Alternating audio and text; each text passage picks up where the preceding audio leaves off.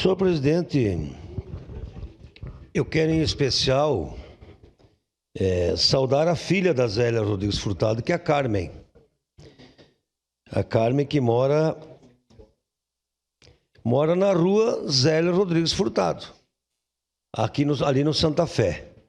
A Carmen, ela ajudou muito os mutirões de Natal e é uma amiga de muito tempo. E a escola Zélia Rodrigues Furtado, eu visitei muitas vezes, inclusive, nobre colega Lucas Carenhato, o orçamento participativo da região ali, o orçamento comunitário, nós fazíamos ali com moradores do Milênio, do Oasis. Era ali que nós fazíamos as reuniões na escola. Também a Zélia Rodrigues Furtado, ela foi a primeira presidente do bairro Santa Fé.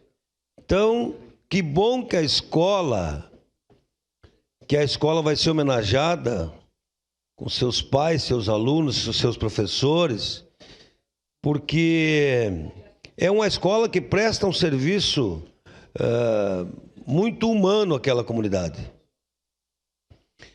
Na última visita que eu fiz lá para o diretor e para o vice-diretor, me chamou muita atenção uma questão de que o percentual de estrangeiros chegava a quase 15% de alunos. Então me impressionou muito, porque precisa de muito acolhimento, precisa de muita dedicação dos professores. Então, parabéns ao proponente. Quero dizer que é um orgulho para a Zona Norte, a escola Zélia Rodrigues Furtado,